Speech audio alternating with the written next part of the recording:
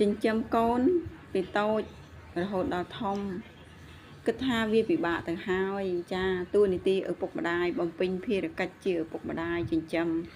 ថែរក្សាកូនតាំងពីតូចទៅតាំងពីកើតរហូតទៅប៉ុណ្ណឹងទៅរហូតដល់កូនធំពេញវ័យអាយុ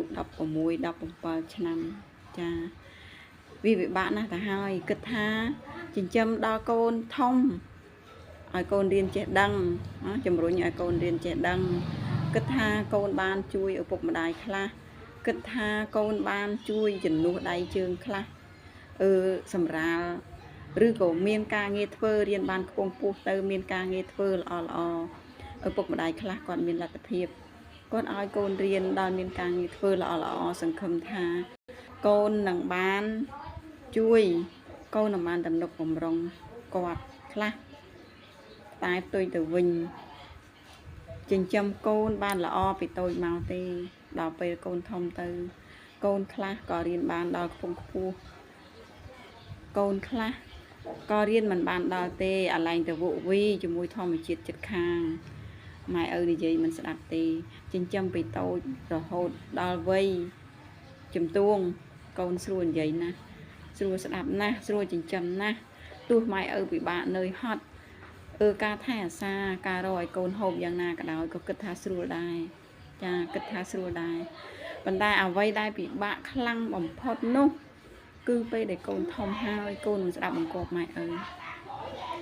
ដល់ពេលកូនចេះដើរកូនចេះដើរស្គាល់មិត្តភ័ក្តិកូនចេះដើរក្រៅផ្ទះកូ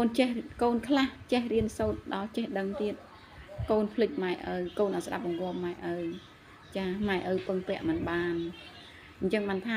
ពាក្យចាស់គាត់និយាយថាចិញ្ចឹមកូនឲ្យពីតូចដល់ធំនេះវាលំបាកណាស់ទៅហើយអ្វីដែលពិបាកហ្នឹងគឺបដៅកូនឲ្យខ្លាយទៅជាមនុស្សល្អចាពិបាកបដៅណាស់ព្រោះកូនរាល់ថ្ងៃអត់ស្ដាប់ពាក្យសម្ដីម៉ែឪទេកូនរាល់ថ្ងៃស្ដាប់សង្គមគេខាងក្រៅ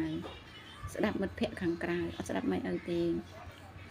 ឃើញមុខពេលម៉ែឪនិយាយទៅឃើញមុខម៉ែឪពេលខ្លះនិយាយម៉ែឪនិយាយបដៅណែនាំកូនច្រើនបើកូនមិនល្អយើងមិនខំបដៅយើងជាម៉ែឪមិនខំពូតកូនមិនខំបដៅកូន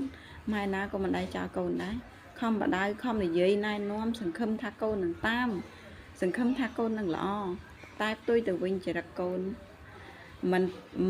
មែនគិតថាម៉ែឪនិយាយចង់ឲ្យកូនល្អទេវាមិនស្ដាប់ទាំងដីយើងទៀតវាមិនស្ដាប់ទាំងដីយើងវាមិនខ្វល់ពីសម្ដីយើងទេវាមិនខ្វល់ពីសម្ដីយើងទេវាចាប់អារម្មណ៍ទៅសម្ដីមិត្តភ័ក្តិវាចាប់អារម្មណ៍ទៅសង្គមខាងក្រៅវាអត់ដែរចាប់អារម្មណ៍ម៉ែឪទេចាពេលខ្លះម៉ែឪនិយាយច្រើនវាអត់ចូលផ្ទះទៀតចាអញ្ចឹងមិនថាចិញ្ចឹមកូនពីតូចដល់ធំវាលំបាកហើយតែអ្វីដែលលំបាកជាងគេនោះគឺកាយគឺតម្រង់គឺបដៅឲ្យកូនខ្លាយទៅជាមនុស្សល្អពិបាកខ្លាំងបំផុតចា